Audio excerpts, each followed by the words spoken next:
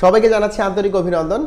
আমরা প্রচুর চটকদার বিজ্ঞাপন দেখি যে ৫,০০০ টাকায় ৫০ লাখ লাইক বা ২,০০০ টাকায় ২০,০০০ লাইক, এই ধরনের অনেক চটকদার বিজ্ঞাপন দেখে আমরা অনেক প্রভাবিত হই এবং আমরা খুব সহজে বিশ্বাস করে আমাদের পেজের লাইক বাড়ানোর জন্য আমরা এই সার্ভিসগুলো পারচেস করে থাকি।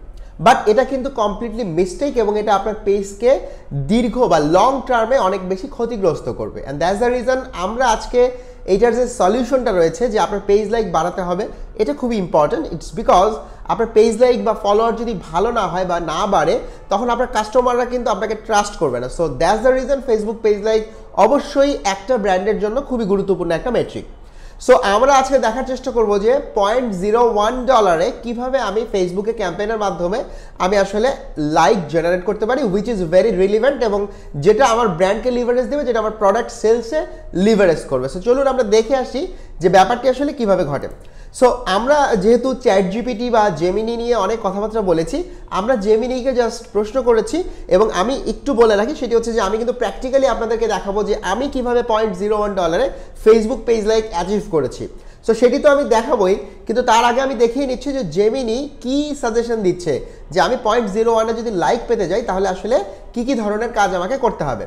সো এখানে প্রথম কথা হচ্ছে যে বলা হচ্ছে যে কনসিস্টেন্ট কস্ট পার লাইক যদি আপনার $0.01 পেতে হয় তাহলে ইম্পর্টেন্ট ডিসক্লেমার কি দেখেন, focus on long term strategy.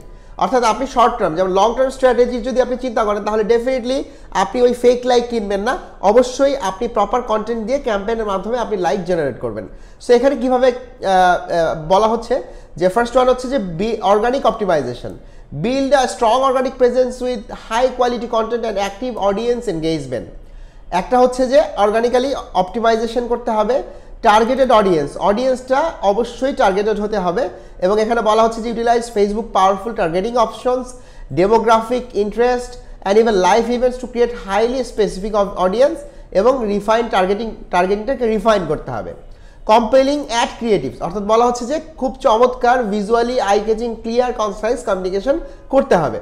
So এই জিনিসগুলো যদি আমরা করি তাহলে কিন্তু আমরা $0.01 লাইক পাবো, যেটি আমি একদম প্র্যাকটিক্যাল এক্সাম্পল দেখাচ্ছি।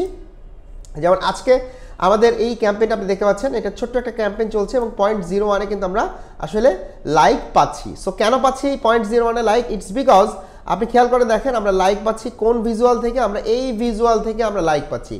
এই ভিজুয়ালটা খুবই কম্পেলিং একটা ভিজুয়াল এবং এটা একটা অর্গানিক বা ন্যাচারাল সোপের ব্র্যান্ড এবং এখানে একটা ফিমেল মডেল দিয়ে খুব রিলিভেন্ট একটা কন্টেন্ট তৈরি করা হয়েছে যে এখন যেমন গ্রীষ্মকাল, এই গ্রীষ্মকালের সাথে সামঞ্জস্য রেখে রিলিভেন্সি রেখে এই গ্রীষ্মকালে ত্বকের কী কী প্রবলেম হয় এবং এই বাথিং বারটা এই গ্রীষ্মকালে ত্বকের কী কী প্রবলেম সলভ করে, সেই বিষয়গুলো নিয়ে যখন আমরা একটা চমৎকার কমিউনিকেশন দাঁড় করিয়েছি তখন কিন্তু এটা আমাকে $0.01 লাইক দিচ্ছে। অবশ্যই আমাদের টার্গেটিংয়ে আমরা আর্টিফিশিয়াল ইন্টেলিজেন্স বা আমাদের নিজেদের ইন্টেলিজেন্স ব্যবহার করে আমরা রিলিভেন্ট কিছু টার্গেটিং করেছি।